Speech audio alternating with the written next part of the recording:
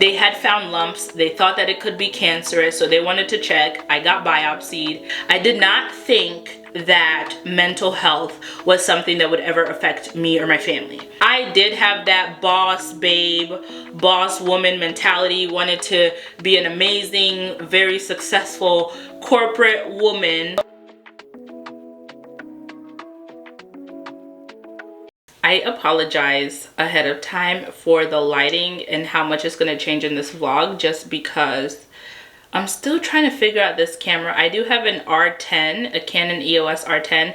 If anybody's familiar with that camera and is good on vlogging with it, please let me know. Happy Sunday, you guys. I'm back from church and I'm touching up my hair because I'm about to film some content. I'm about to film some shorts. And you guys, like this is the last Sunday in my 20s. Like, I can't believe that I'm turning 30. I think when I turned 27, I had like, I don't know if it was like a start of like a midlife crisis or however you want to call it, but I remember a couple years ago when I turned 27, I did not want to turn 30. I wanted time to slow down so much so that I didn't have to turn 30. There was just something a couple years ago about it that I was dreading and that I was fearing. And I think that was very much the enemy in my head, like telling me that I'm behind in a lot of things. I'm not where I envisioned my life to be and stuff. But I just thank God for his mercy and grace and just teaching me his ways. And now I am like very much ready. I'm ready for this new decade. But while I do my hair, maybe we could just talk about a couple of things from my 20s. The 20s is like when you really gain your independence 100% for the most part. At least that was for me. My 20s, I truly learned how to be independent. I was kicked off of my parents' health insurance, right? Like, if I had an issue with my car, I had to figure that out myself. Like, I graduated college in my 20s. I met the love of my life in my 20s. I got married in my 20s. Got to travel, and that's one thing that in my 30s I'm going to prioritize even more, is traveling and seeing the world, whether it be with friends or with my husband. What else? There's so much that happens like in these past 10 years, right? Between, let me just try to go in somewhat of a chronological order. So yeah, I think it was getting internships, graduating college, figuring out my career situation in my 20s, going through a career crisis and all of that, to then getting my master's degree, and then like really honing in on where I wanted my career to go. Meeting my husband. I met my husband when I was 19. Met him at 19. We got married when I was 23. Learning how to be a wife, learning how to be a good wife, learning how to be a daughter-in-law, like, and being accepted, and also accepting like people who were once strangers as my family now. Went through planning a wedding, went through celebrating my husband's 30th birthday, which was a surprise party for him. Like, so much. I became an auntie to several of my amazing nieces and nephews. I became a godmother in my 20s to my godchildren. I have 3 of them. Which I love and adore them dearly. Yeah, like my husband and I, like going through several moves because of jobs, like mainly for his job. Buying a house. That's a big one that happened in my 20s, was buying a house, which is amazing. And I'm still very much in awe that it's something that we were able to do, because the way this economy is going. But yeah, just experiencing so much, like traveling. We were able to go to Dubai. We were able to go to London, to Paris. We went to Mexico a couple of times, going to Canada. And I love the fact that I had a partner to share a lot of these first experiences with, because there were also a lot of them were also his first experiences as well. Those are like a lot of the good things, and I honestly think the good outweighs the bad of my 20s. But I did have a lot of hardships as well, like in my 20s. Employment loss with my husband, that was a tough one. Losing my grandma was very hard on me, and it's still hard on me to today. Almost losing my mom. My mom had a stroke. When is this? Almost 3 years ago now at this point. And if you see her today, you cannot tell. Like, that's just the power of the Lord and how resilient this woman is.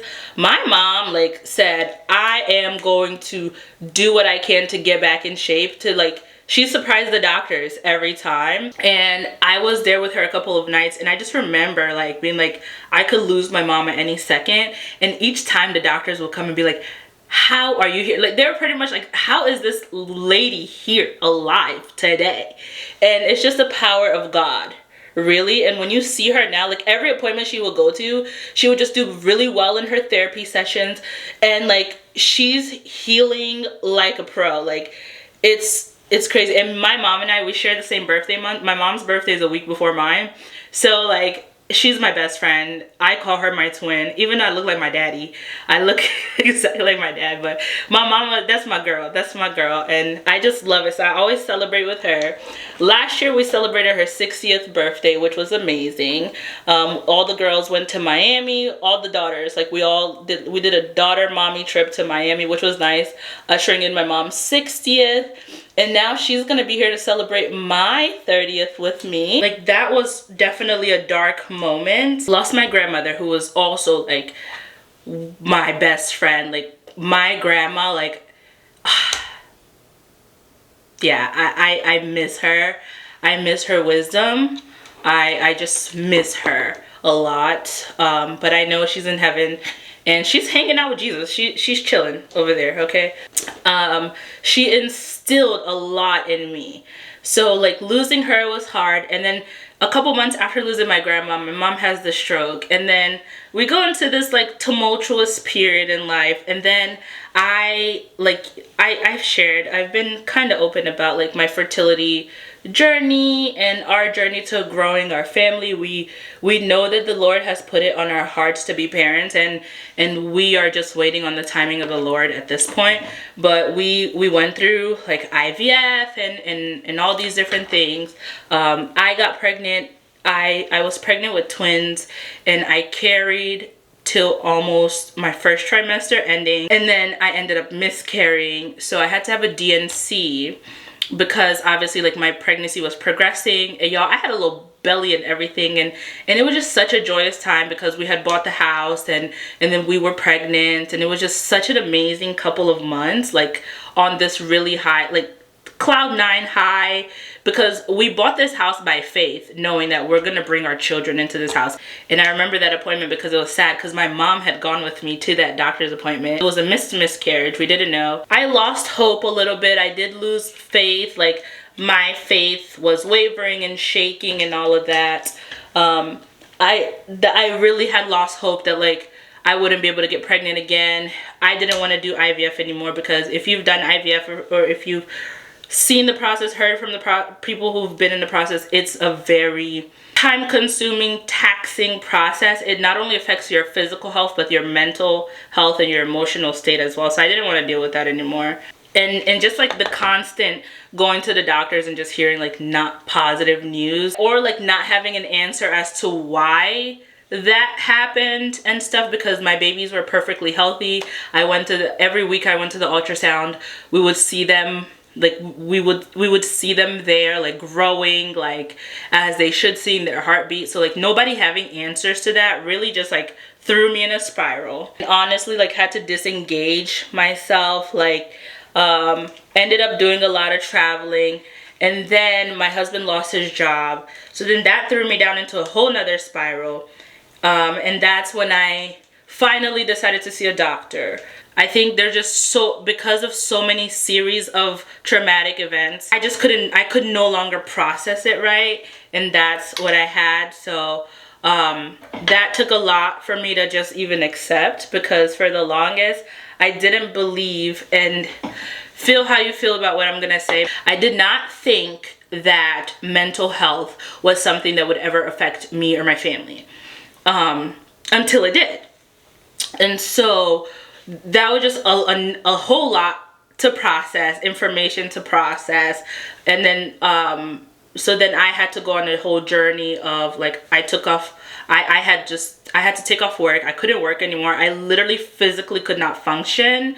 I was on the verge of a really, really bad depression, struggling to find my purpose. And also, like, it took a little bit before we got a community here. But y'all, if you can skip whatever, like, or ignore half of everything I just said, but please find yourself a good, loving community of believers, as well as people who just will be there for you no matter what. I thank God for my church. I thank God for leading us to the church, and just the community that we've built at church. It just has made so much of a difference, as well as community outside of church. Like, my friends have really become like sisters and family for me being here in Texas, because with everything going on, you're away from your family. None of my family lives in Texas.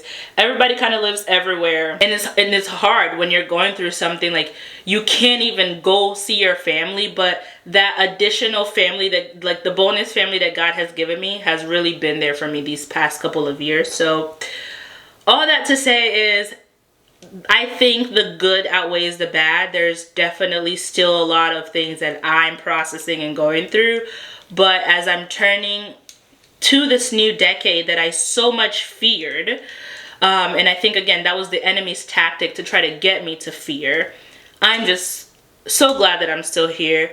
There's a couple of times that I honestly didn't know if I was gonna make it to live to see this day, but we're here. I had a cancer scare that I've been dealing with for these past couple of months as well. Please, ladies, it doesn't matter how old you are, make sure that you follow your gut instincts and be your own advocate for your health, because it was something that for years I've been talking to doctors about, but no one would listen. And finally, I think the Lord just worked it. I have a new doctor, and my doctor listened to me. My new family physician listened to me, and she had me get my thyroid checked. And thank God that she had me get my thyroid checked, because they had found lumps. They thought that it could be cancerous, so they wanted to check. I got biopsied.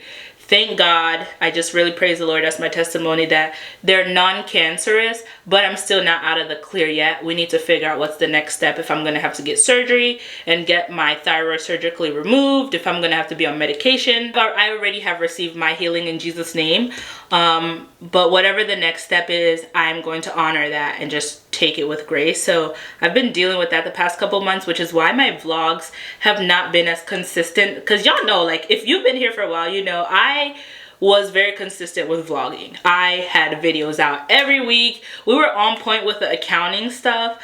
But when you're going through real life, I'm not about to, like, when you're going through real life, it's just hard to pick up the camera and talk about, like, accounting and work and career growth and all of that, when that's not where my life was at. And even now, I think, like, when I was in my like late teens, early 20s, I did have that boss babe, boss woman mentality, wanted to be an amazing, very successful corporate woman, thinking that I could do it all, have children, be a wife, have a job, and keep it all together. But y'all, like, I don't even have kids yet, and it's already a struggle just handling myself and my husband's schedule. I can't even imagine, like, being a mother, adding it to the mix. So I very much am okay, and we've talked about this, like, my husband and I, where I plan to be a stay-at-home wife for the first couple of years of my children's life.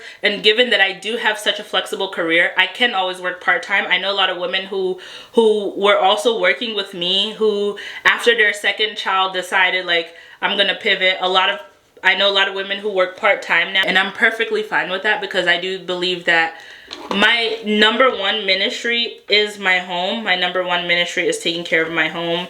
Call it traditionalist, call it backwards thinking, or whatever. I have other talents that I can explore as well. to bring an income, right? To bring income. And as I said, I can work part-time. I don't need to work full-time.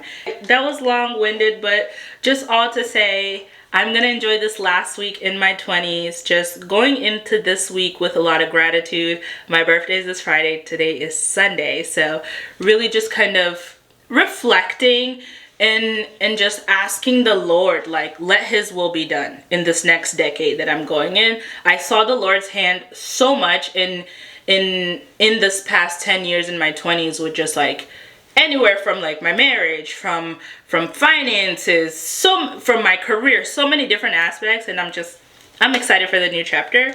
So that was a lot of rambling. Definitely gonna show you guys the party setup. Family is coming in this week. My parents, my brother, cousins are coming in.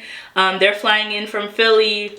I'm just so excited, so blessed. All of my friends, like my girlfriends from church, everybody's ready. They're like hyping me up so bad because I was so close to canceling my birthday party. And it's more like a birthday dinner. I don't know, it's a birthday soiree at this point. But I'm gonna have a tent in the backyard. It's gonna be beautiful. We're gonna transform my living, dining, open concept here area into just like this gorgeous, gorgeous event. And we're just gonna have a great time. We're gonna glorify God. We're gonna dance, have a great time, and welcome in my 30s. So I'm excited, but let me go film this content and then I will show you guys all the party prep and party stuff. But if anything I said in the first 20 minutes of this video made sense to you or you could relate, comment down below, no matter how old you are, because I know I have a lot of you seasoned ladies. Like I have a lot of ladies who follow me who are like in their 40s and above, who have like paused on their careers, gone back when a career change. So I know I'm not alone in this struggle called life. So I need y'all to interact in the comments.